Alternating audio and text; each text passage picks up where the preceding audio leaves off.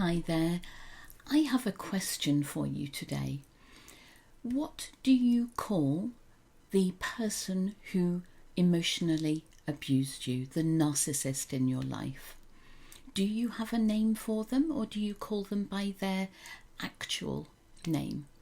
The reason I'm asking is that I have had a lot of comments under my videos from people who are saying things like, they are the devil incarnate, they are evil, they are demonic, and you should call them out, you should say who they are, what they are.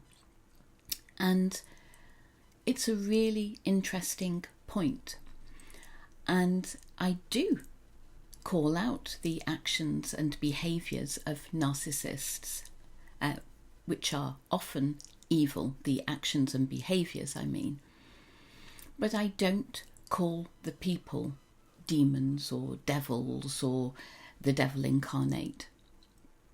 And today I want to share with you why I don't do that and why I believe that it will harm you if this is what you do and stop you from healing. If we haven't met before, my name's Amanda. I am the founder of the Empowered Woman Collective, and using clinical hypnotherapy and life coaching, I help women take back their power after emotional abuse. So, coming back to the question, why do I think it's a bad idea to call a narcissist the devil, or the devil incarnate, or a demon, or demonic?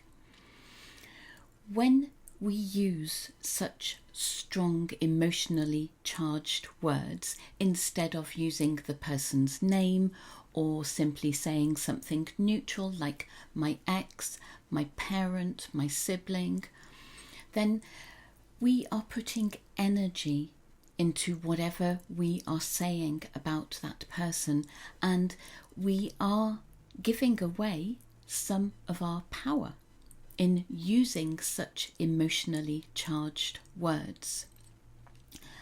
When we do this, it deepens and strengthens that connection between us and them.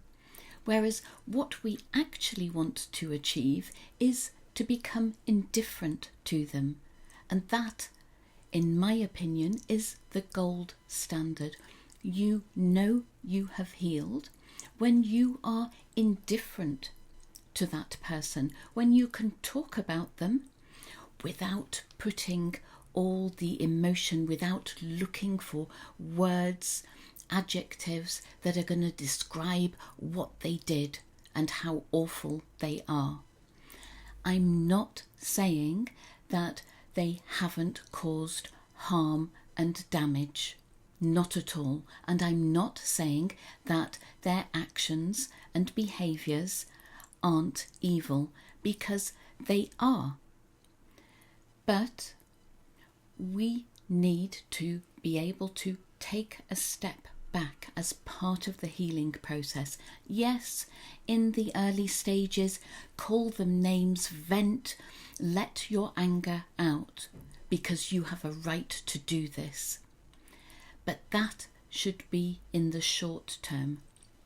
Longer term, as you are on your healing journey, you want to use that energy not in talking about them and describing them with these emotionally charged words.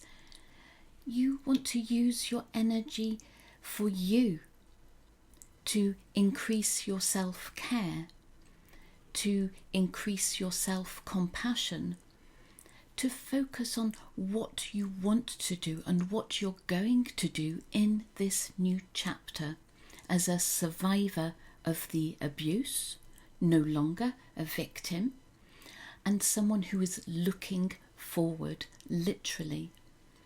And you can't do this if you are keeping yourself bound to that person by using these phrases.